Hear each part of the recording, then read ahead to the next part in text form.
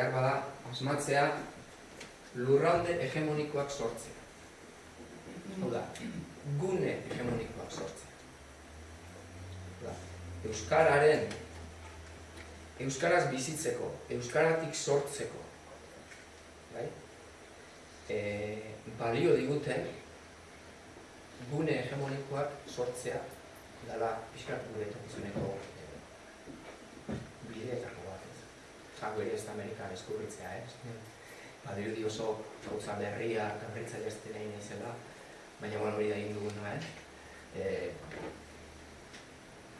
zer da gune hegemoniko bat? Zuzan elkarteak, nengo adibideak jarraituz. Zuzan elkarteak zer egin du?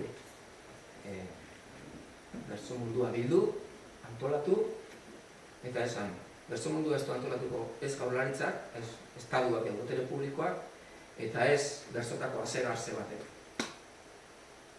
Ez kapital batek. Bertso mundua antolatuko dugu. Ez kapitalak, ez antolatuko dugu, guk bertsolaritza maite dugun gizarte elementua. Autoeraketaren bidez. Da, indarrunde bat.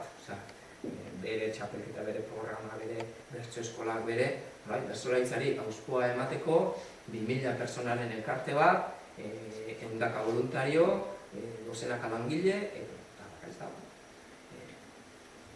Gune hegemoniko.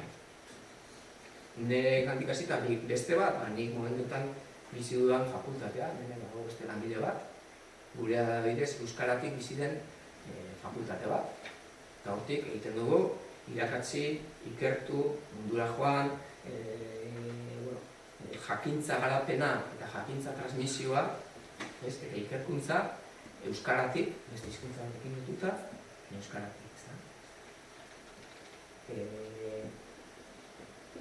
Noruntz, hemendik aurrera noruntz, gune hegemonikoak sortzeruntz, ikuste, hainbat arlotan bat, hezkuntzan.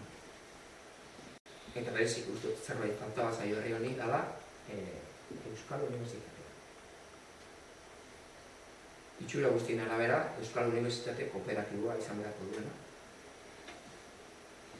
Estatua, autonomia, ez dugu horretarako prestetara gaina, ez dugu funtzionatuko Euskal Unibertsitate publiko dute. Euskal Unibertsitatea zari naiz, ez Euskal Herriko ditzen Unibertsitatea. Orduan, nik uste goi mailako jakintzaren da ikerketaren eremua dala hurrengo hartu behar duguna. Orduan, hezkuntza nolak, komunikazioan bestetik, eta nik uste Euskararen espazio komunikatiboa dela gure hizkuntz komunitatearen beste gakoetako bat, hor Berria, Argia, Euskal Telebista eta bat, baina hor ere, kilometro asko dago egiteko Euskal Telebistan bakarra daukagu, ez? Herri honek baduela potentzial zibila, hainbat Euskal Telebista txikiago eta herritarrago, edukitzeko. Berria telebista dan, Argia telebista dan, Topagune telebista dan, irratia, uste hor eklosio bat sortu behar dela telebista eta irrati txikiago, baina euskararen hegemonia argazkitakoekin. Beste arlo bada, kulturgintza, euskararen inguruko sorkuntzan ere hegemonia guneak sortzea ezinbestekoa da. Hau da, hemen aipatu dudan saretze hori posible izan dadin, hemen hegemonia guneak sortu behar ditugu, eta hegemonia gune horiek izango dira segurazko gure etorkizunaren gakoetako bat.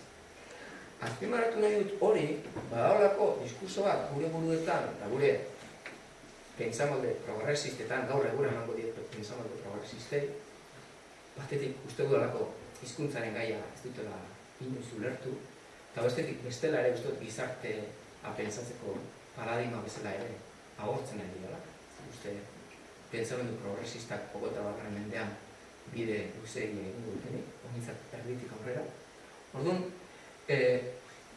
pentsamendu progresistaren parte batek pentsatzen duelako hirugarren hau da, estatua hartzea, botere publikoa dala klabea guztiok konpontzeko. Eta hori ez daukagun bitartean, gizarte sareak antolatzen, gune hegemoniko herritar, komuniartean pribatuak sortzen ez guazela oso urrin izan. arrazoi parte bat eduki izateke, baina parte txiki xamarra. Irudika dezagun, bertsolaritzaren etorkizuna. Nik ez dakit bain dela, hemendik 30 urtera, 40 urtera bertsolaritza osasuntzu dago baina ez. Dakidana da, bertsolaritzaren osasuna, edo osasun falta, den faktore nagusia, ez dela izango, hurrengo jaurlaritzan berriz Ibarretxe datorren, Lizarragarazi bigarren bat egin, edo Loiolan konpondu eta horren ondorioz Apurienean López eta Arnaldo Otegiren koalizio batekin badirudi egin nahi zen bezala jaurlaritza nazional bat sortzen den eta edo lortzen dugun autodeterminazio referendumamendik 10 urtera eta badagoen Euskal Estatu bat eta Euskal Estatu horrek kultur politika bat nazional bat egiten duen edo ez. Gauz horiek, guzti horiek gertatu lehizke edo ez. Ziurrezko bertsolaritzen dizkizunean ez da hori faktore nagusi izan. Gertatu lehik hori dena gertatzea eta bertsolaritza aplikatu. Gertatu lehik baita ere, mendiko 30 urtera berdin egotea, orain gauden botere prekario eta blokeo honetan, eta bertsolaritza osasuntzu edo. Zergatik, bertsolaritzaren osasuna daukagun gobernu eta estatu aktik baino gehiago datzalako ia zenbateraino bertsolaritzaren mugimendu hori eta kasu honetan bertsolaritzan sortu dugun hegemonia gune hori gai den bertso eskolak elikatzeko ia zenbateraino euskal gazteek adibidez edukiko duten jarraidura zen hori edo datorkigun uholde kulturalaren aurrean beren zapin kultural horretan, zenbateraino gero nazionalagoa izango den egiten duten euskal aukera. Hau da, badakigu etorkizuneko gaur egungo etorkizuneko gazteengan fragmentatzera doala gusto kulturala. Ez? Eta lehen euskal dantza egiten zenuen, baina gaur egin dezakezu euskal dantza eta brasildar kapoeira eta bar, eta dantza txinoa orduan. Ja euskal dantza da, daukazun, herrian bertan daukazun 20 aukeretatik bat. Orduan, zenbateraino aukera horietan aski dentzidadez egingo duten euskal gazteak geuretasunaren aukera eta horretarako guk zein indar simboliko daukago eta abar. Eta gako horiek neurri handi baten hemen eta hemen daude. Estatuak ere politika publikoek ere eragiten dutela. Bale. Neurri baten. Beraz, nik dut gako asko ditugula lehenbiziko eta hirugarren puntuan. Baina, eta pasan nahi noain bigarren puntua. Horrek esan nahi du, bigarren puntuan ez dagoela gauko handirik, bane ikustu baietz. Hau da, behar bada pentsamendu eta esperientzia soziolinguistiko minimoki sakon batetik, 21. mendean aurreko mendeetan bezala hizkuntza bati badagokio esparru hegemoniko batzuk edukitzea, zaintzea eta botere publikoaren aldetik indartsu babestea. Hau da, hizkuntza bati badagokio lurralde bat. Eta ez lurralde esklusibo bat, gero eta gutxiago segurazko lurralde esklusibo bat, baina bai lurralde batean funtzio batzuk hegemonia minimo batekin artikulatzeko bidea. Eta segurazko bestela ez daukagu ez. Zer gertatzen da, gaur egun hori planteatzea, naiz eta segurazko zientifikoki o hizkuntzari dagokionaren jakintzatiko planteamendutik neurri handi batean aldago. Eta hor dauko, Odrio Eskola, behar da oso hizkuntza kritiko eta oso planteamendu pesimista eta radikalekin, baina diagnostiko hori egiten. Osea, ez jaunderak, hau ez difala, eta datu asko eta asko daudela esateko neurri handi batean hori ez difala. Eta identitate baten sorkuntza eta produzioak elementu gehiago behar dituela, elementu botere eta elementu hegemoniko gehiago. Orduan, Nik uste jarraitu behar dugula inkubatzen lurralde hegemonien gaina. Euskarari lurralde honetan dagokion estatusaren gaina. Gaur egun ezinezkoa da. Ez partidu ez abertzale eta ez partidu abertzale momentuan ez daukate pentsamendu soziolinguistikoan nahikotasun mailarik horrelako planteamendu bat gure erantzeko. Politikoki momentuan implanteatzea. Beraz, zer da nire ustez egin behar duguna? Belaunaldi berri bat prestatu.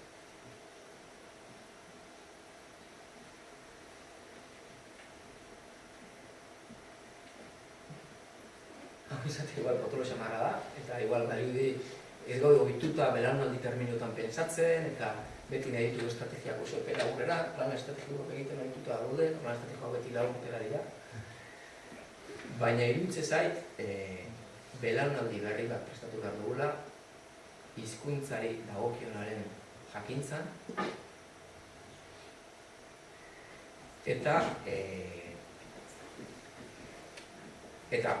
pentsatu belaunaldi hori eragile izan daitekeela etorkizunean planteatuko diren aukera politikoetan. Eta hau ikusten dut nahiko zain, egia esan behar daizut. Nahiko zain, hau da. Berez, euskararentzat bizia nahi dugunok, euskararentzat biziaren minimoak planteatzeko nahikotasun mailara iristen garenok, minoria gara eta minoria izango gara sentsibilitate politiko guztia. Nola egiten duzu sentsibilitate politiko guztietan minoria, berez euskal gizarteari oso gogorra da izatea, eta bakarrik gure artean gelditu dira, kamara bali badago, kamara inaldi bat, zaiot interesatzen. Benetan sakonean azkeneraino euskal gizarteari, euskarari dagokiuna ematea suposatu zen. Eta hau zela eta hasi dira kontzientzia. Orduan, gutxiago izan da, zer da egin dezakeguna? Masoiek egiten zutena, belaunaldia prestatu. Eta nolabait franja, inteligentzia franja bat prestatu euskarari dagokion minimoa eskatzeko izango dena hurrengo egoera politikoetan. Nola ona? Bari duzio gauza potola esaten naizela. Zein da honetan daukadan arrankura? Ez gara da egiten ari. Nik zerbait eskatuko gani momentu honetan apaguneko lehendakari ikusten dut hor, eta hiri bai, Euskara Elkartean eta da. Euskara Elkarteetan eta egiten dugun lanaren dana da oso interesantea, azkenean ari gara saretzea sortzen hemen hegemonia gune txikiak sortzen, baina dedikatu izagun gure energiaren parte importante bat, belaunaldi bat. Eta hori da, formazio soziolinguistiko eta soziopolitiko sakona. Falta lana ez, Chomskiko izate zuen, sistema oso ondo asmatzen duela, gaur egungo gizarte mendebaldeko individua kanpora ateratzen, nola esate zuen, pentsamendu soziopolitikoa ekoizten den zirkuituetan. Pentsamendu politikoa ekoizten den, soziopolitikoa ekoizten den zirkuituetan kanpo dago, gaur egun hiritar bataz bestekoa. Hori sistemak bere dominazio mediatikoarekin oso ondo lortzen du. Guk geure euskaltasunean sinisten duen gazte jendearen parte bat lortu behar dugu pentsamendu soziopolitikoaren zirkuituan, produkzioaren zirkuituan txertatzen. Uste bestela ez daukagula zain daukagula gaur oso beltz nagoala ez nik hau dana esan da ere jarrera aldarte baikorrean egin dugula batzu lana beti eta merezi baldin badigu honek da gozamen bagalako euskara eta euskara euskaldun izatea eta guzti honek dakarkiguna ez eta jarraitzen duelako mundu honek guri eskaintzen sorkuntzarako aukera bat, gizarte sare bat, maitasun sare bat, eta kultura interesgarri bat. Ez orduan, aurrera, ez da? Baina, hitzaldiaren gaia norabidez pentsatzea zenez, nik uste badaudela kezkatuta egoteko arrazoiak. Eta, saiatu nahi zena da, buruan edo pasa zaizkidan eta ingurukoekin komentatu izan ditu da, klare batzuk eba. Egia da, daukat inpresioa, igual esan dudan gauza bakoitzaren atzean askoz matiz gehiago beharko nuke, esaldi batzuk oso sakar joan direla, matizazio gutxirekin, oso gehiagik izan nahi izanaren enpresarekin, eta asko hitz egin ezakela bakoitzari buruz, ez? Baina, igual metodoa izan diteke, nila hemen isildu, toain sortzen diren galderekin, idun xamar esan ditu da gauzegitako batzuk, igual argitzen zaila.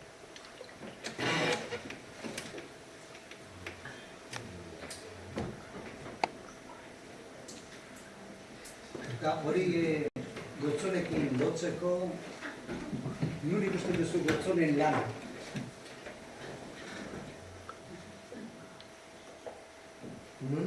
Nuri ikusten duzu, zuk hori duzu, bi hiru mailako sintesi horiek?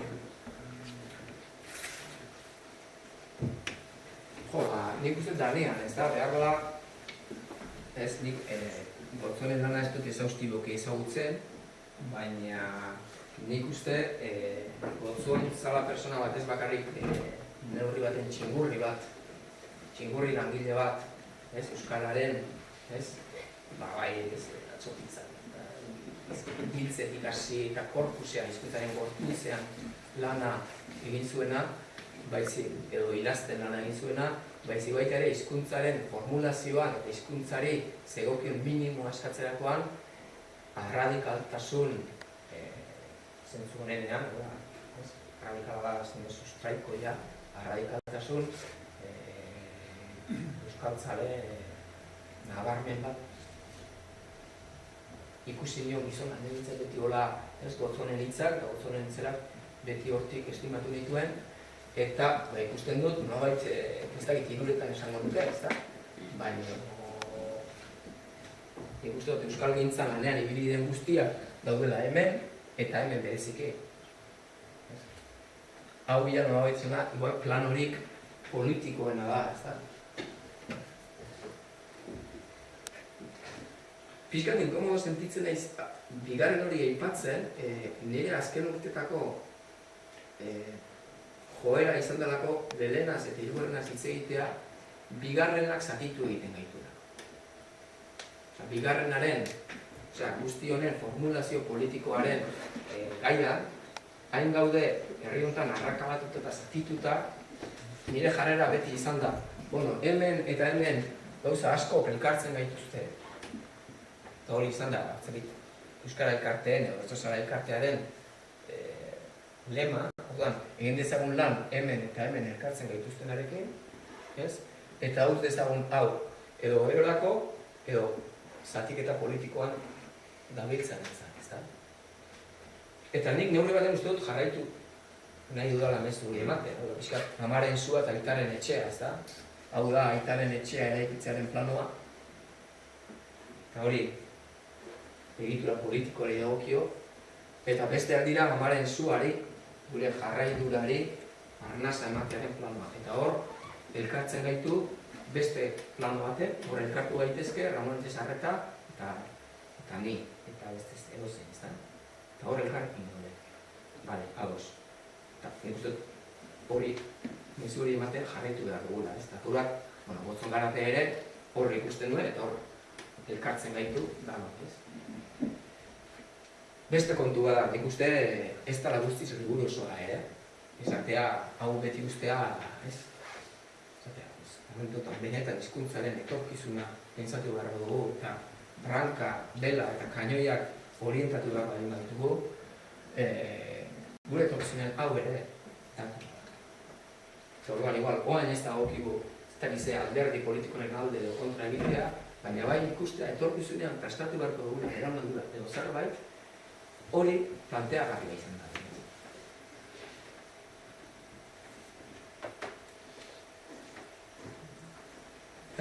Badak zuzenean ez dizuela erantzun, nik Gotzonen lana igual sakonki ez duelako ezautzen bere produzioaren partua ezautu dut, gauzak irakurri dizkiot, eta ikusten dut, ez dakit, nire kezka berdinetan ikusi izan dut.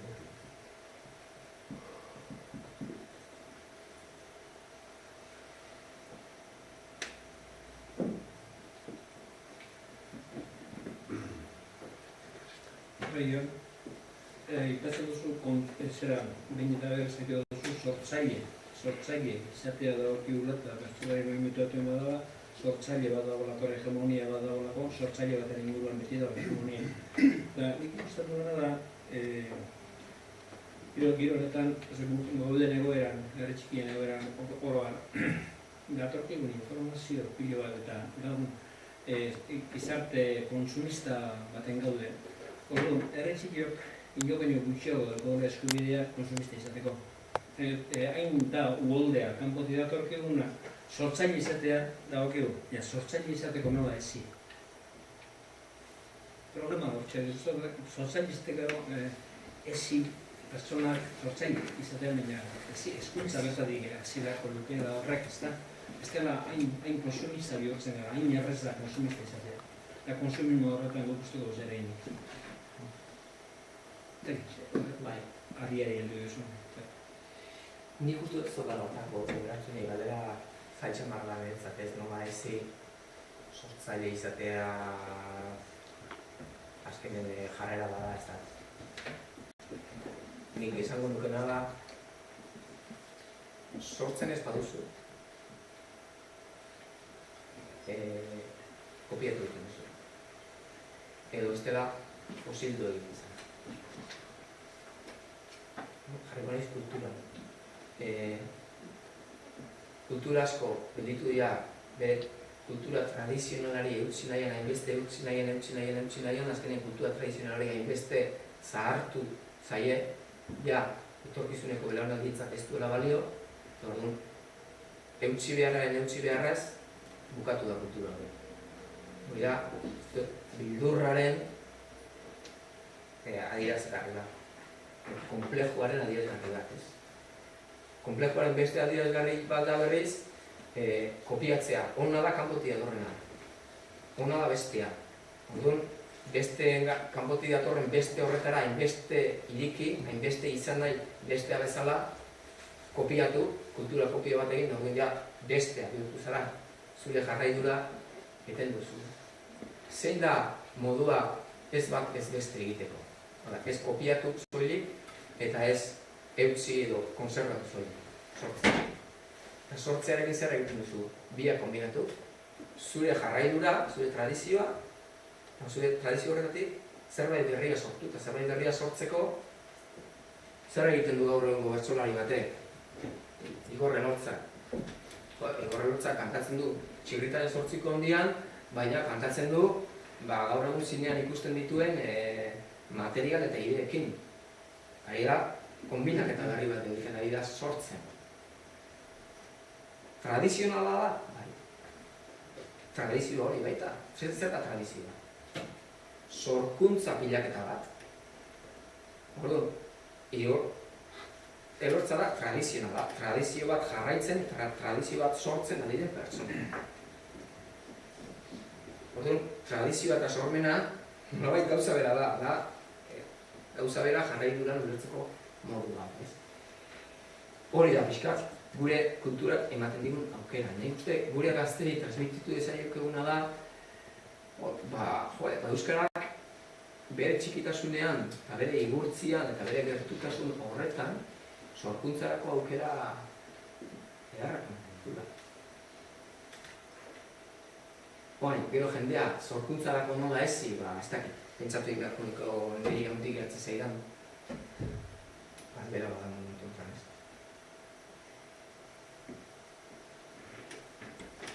Lehen esan duzu kantitatea eta kalitatea, ez? Eta Baina, ereduko nazkoak ez da behar ondo berra baitzen. Baina, ez bestela, kantitate gabe ere bai, gero guk euskaldunok ez dakagu euskeraz adierazteko, euskeraz bizitzeko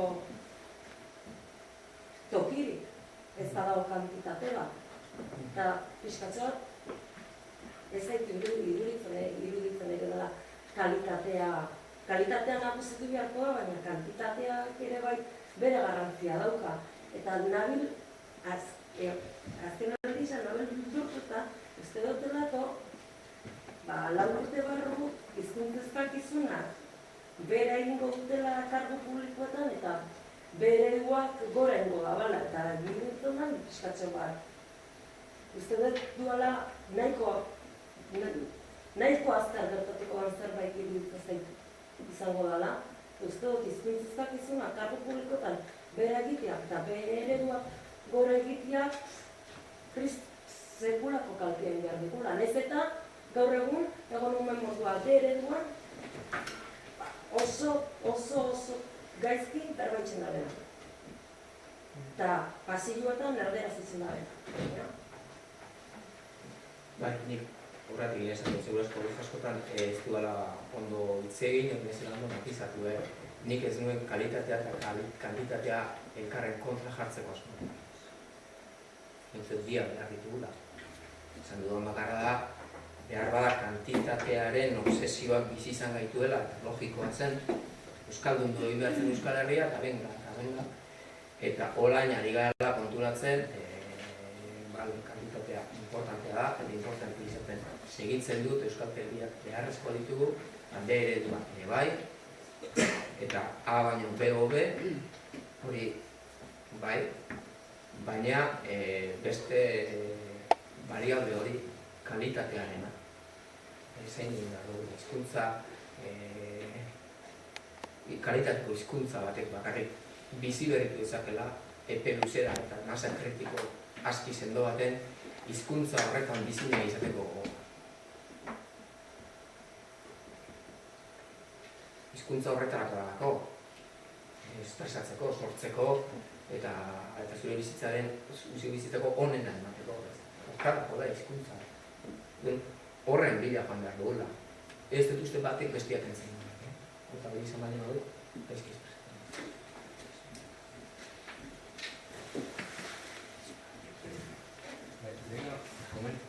Komentatu zuen datorren belaunaldiak edo hurrengoak izan dutela euskera indartzeko ardura edo euskeran potentziatzeko edo berek dutela euskera norabidea zuzen hartzeko ahalmena edo indarra edo eta guk datozen generazioak nola formauko jartzen hezkuntza publikoan gaur egungo kurrikulumekin ereduak ez ditu gazteek formatuko, ez dalako datuak ez dut ezet.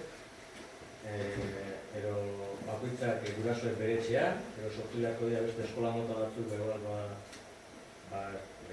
euskal kultura maitatzeko, ero euskaraz bizitzatzeko, ero gaurrengo eskolak, gaurrengo kurrikulumak, edo bermatzen gaurrengo generazioak euskera salbatuko duenik, edo salbatu edo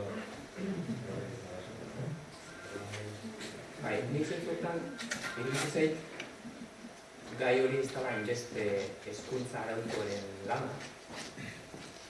Horrena ere bai, nik hezkuntza arautuaren faltan botatzen dut, ez dakit, soziolinguistiak ere ja baditu universal batzuk zen dut, hizkuntza, zientzia soziolinguistikoak ja baditu egia, zientifiko edo realitate zientifiko nabarmen batzuk. Horien ABC uste dut, euskaldun batek eskolatik jakin beharko duke. Dakigun moduan plaka tektonikoak zer diren, ez? Dakigun moduan Txinako historia, dakigun moduan, ez dakit, fizikaren ABC-a, soziolinguistikaren ABC-a ere jakin beharko ez nuke. Zer tipo linguistikoak, hizkuntzaren motivazional ikatzen den, zer diren hizkuntzen arteko harremanak, elebikazio horrekatu bat zer dela zer ezten, eskolatik ateratzen denean ere, pixkat jendeak jakiteko, hizkuntza baten bizitzaren duten zein diren. Hori eskolaren gai pendientetakoa da, hori egin beharko duke. Baina uste dut nik esan dudan beste hori, belaunaldi berri bat prestatzearena, ari naiz gehiago maila, ez dakit, gizarte egintzaren maila, uste gehiago dela, garai baten ez Elizak egiten zuen hori.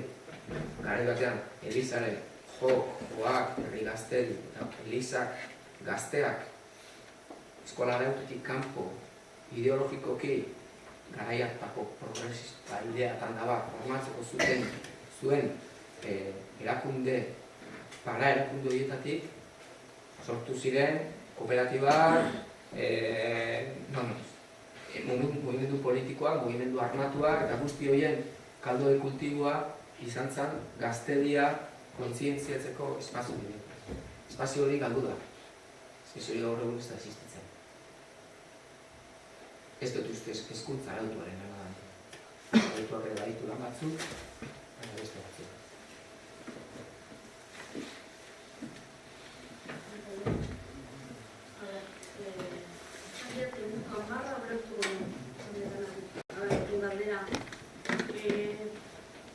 Belaunaldi berri hori formatzen asmatzen dut da,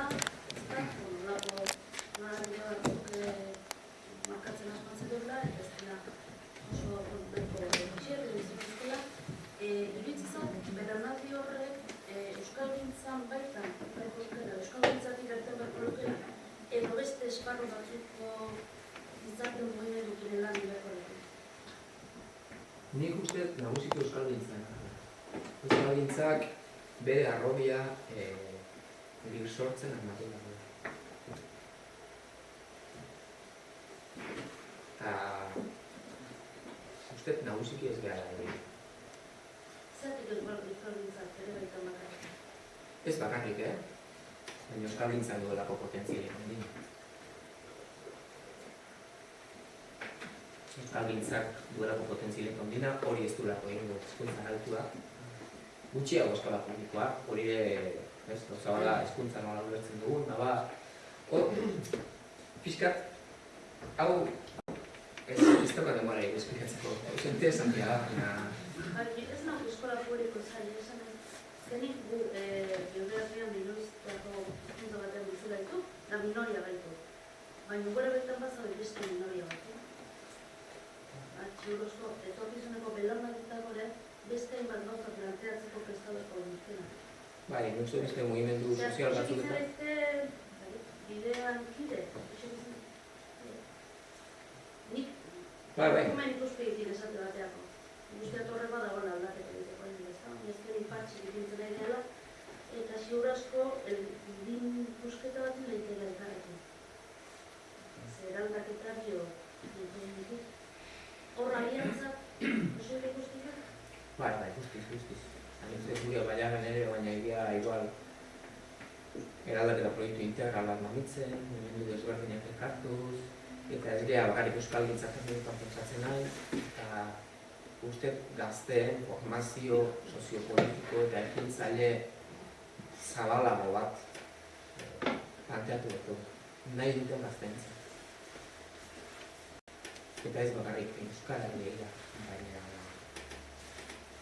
euskalgintzari bada, gintzak lanko hori betetzen. Eta zela ikusten dute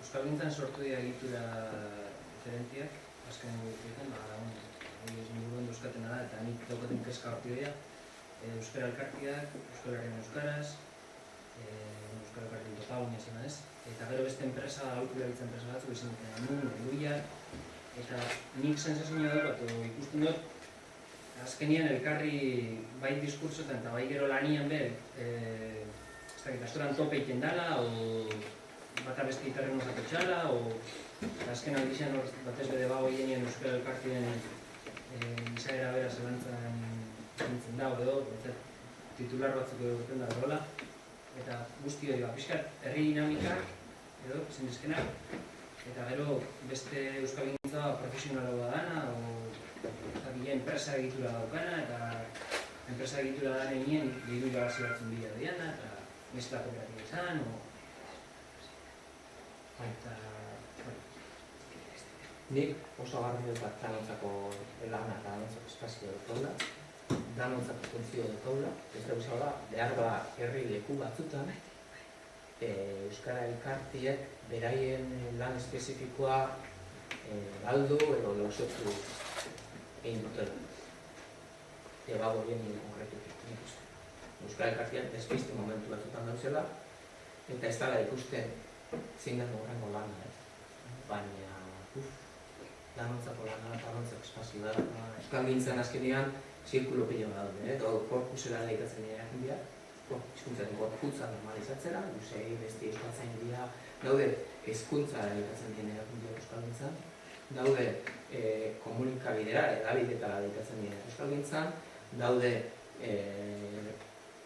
normalizazio teknikari eta enpresa lan moduen lehikatzen direnak, daude herri mugimendu moduan, presio mugimendu moduan antolatzen direnak, danentzako lana hartu eta sobra emateko.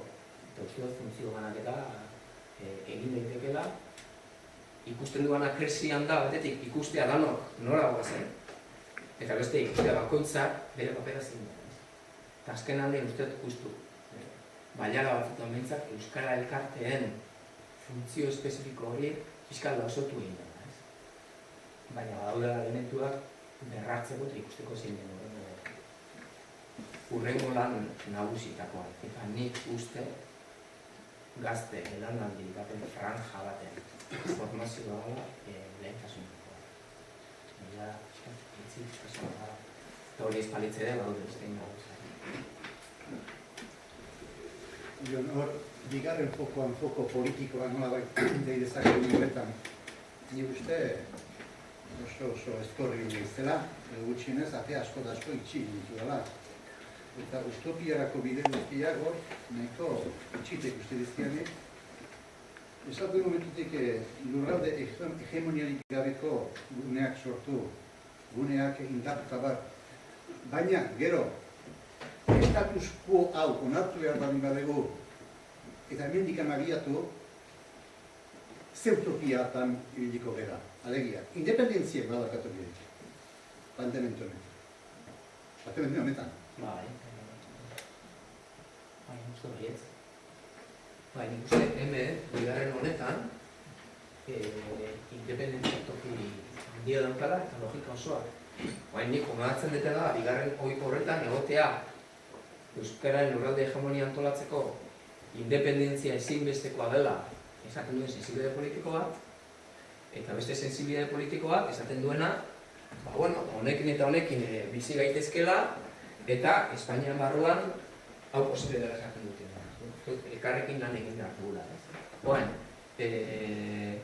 Segurazko lurralde hegemonia oso bat ea noizbait iritsiko bagina, edo behintzat partzial batera, edo lurralde antolamentuan gai hau fundamentatzera, utopiare horren parte bat, independentzia, edo botere politikoaren parte handiago bat gure eskuetan entitzea da.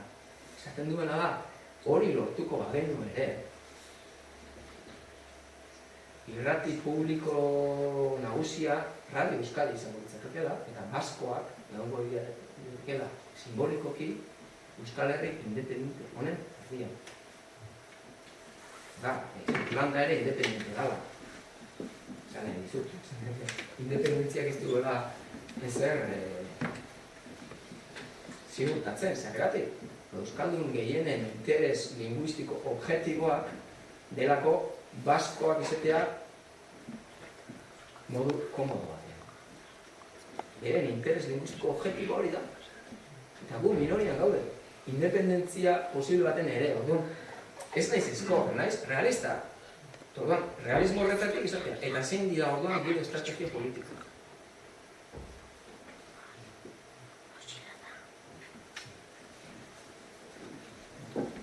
Ni ez naiz eskor, baina egoera hori da.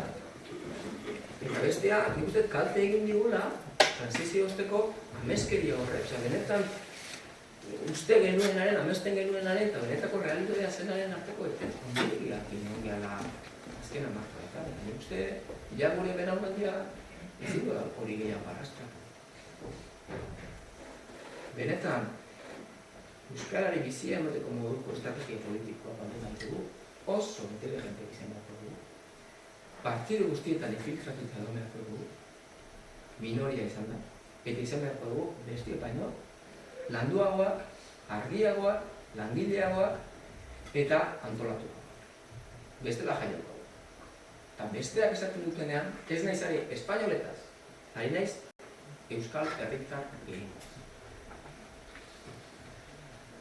Hori ez da gertatzen bakarrik euskararek, ez? Hori gertatzen da kultura mailako historia guztiekin. Eta herriko movimentu guztiekin ere. Ez que ja ikusten dutena da, euskalduna izatea oso zaila dela gaur egun. Irudit, ez dakit, irudit. Bai, horrek jarraitu indi guztiot, azkenian zailena dela identitatea, nor izatea dela. Eta hor da gure akatza. Gaur azaletik izikeran ikusteot leku guztietan. Oso gutxi dira sakontzen dutena bezak identitatea. Eta niretzat arazoa hor dago eta hor dago baita ere arrakasta. Identitate horta. Eta hori lantzeko. Zatik hortik sortu dira zonen berria. Izait hori guztien dut, Eta hori maila guztietan, politikan, kulturan, literaturan, eta zineman, da nien. Ez da egite, ados hori, mendik gerutak gehiago ikusten dut. Gure nortasuna, gure identitatea, gure izate hori, ez degula lantzen, zatik hori sakontasun bat suposatzen dira.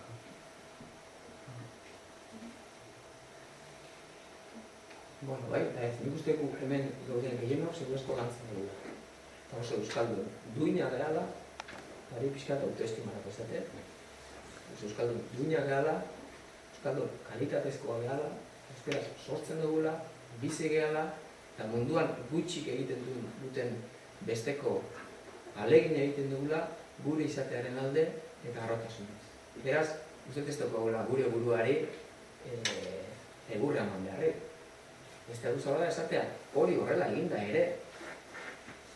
Eta gauzak guk ondo eginda ere, Euskal Telebista datozen 20 urtetan izango dela ETB bat, ETB biren anai txikia.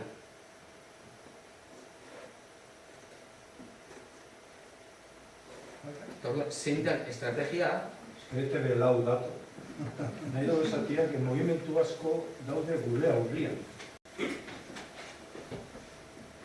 Ni zinetikan nato, eta esaten dizut, gauza bat da, euskeraz egiten movimendua horra dagoela, baina politika mailan berdin dago, eta kultura mailan berdin dago, eta azkenean nola izan euskalduna Euskal Herria.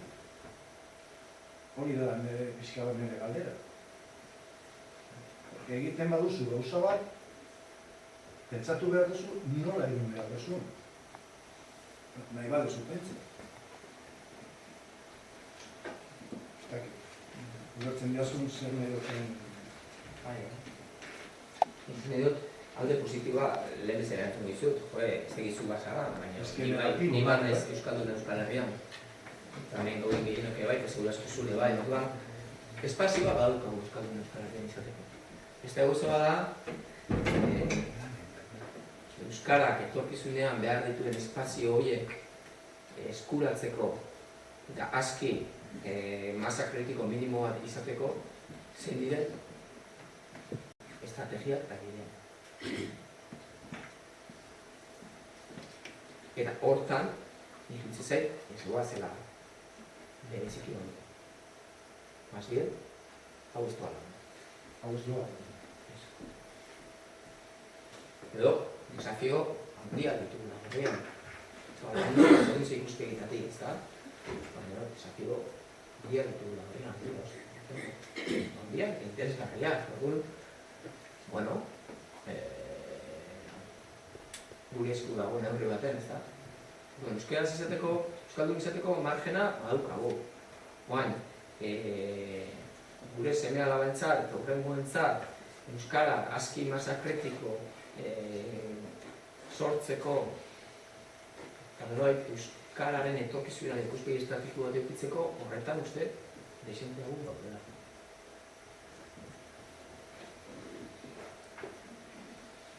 Desde luego, eta hau da nuzut azken eman nahi zen duen mezua, momentu honetan, alderdi politika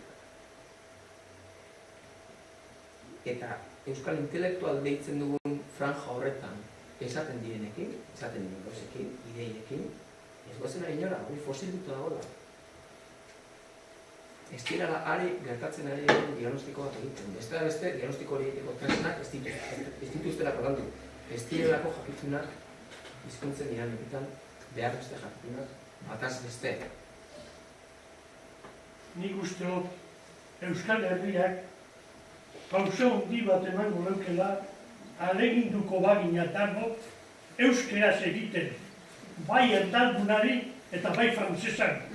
Ni askotan ez, baina Barcelonan sarritan izan naiz, lagun artean, amistadian ekoen ez da, eure katalanez esaten niozu, ez dut aditzen ze esaten duzu, ikasi! Ikasi!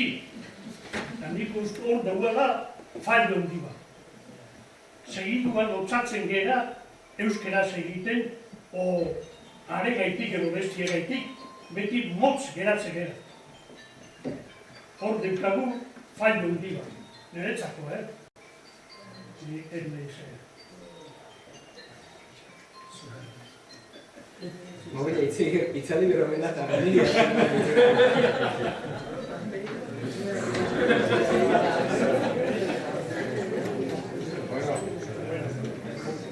Amaitzen erasin gakera, galdetiko dio minutu erdizan, ja, bertzolaritza zainbeste aipamen inditzuanez, ja noiz ikusiko berriz holtza gainen baten ero? Ala estrozen baten iziriko. Lagaintza bat, goiteko aiz, ala zer? Ez dut deskartatzen, nik bertzolaritza itxina guen oso moment, niretzat nik nago bertzolaritza gutzure gutxi aspertu nintzalako edo bertzolaritza gutxi nuela nire momenturik onenetako baten, bertzolarik nula. Eta dala bizitzeko suerte bat bizi izan dudan hori ez. Eta kontra bat ez. Orduan, berriz gustora itzuliko nintzake, dut 10 urte, beste batzutan, eta, bueno, ez dago zatu probatzen. Eta bizitzen, eta hori depozik, baukat pereza pixkat, eta gogo berezerik ere ez, publikoko... Baina... Bueltatzen nahian deitxuko diogu. Eskerrik asko, Jon, da eskerrik asko.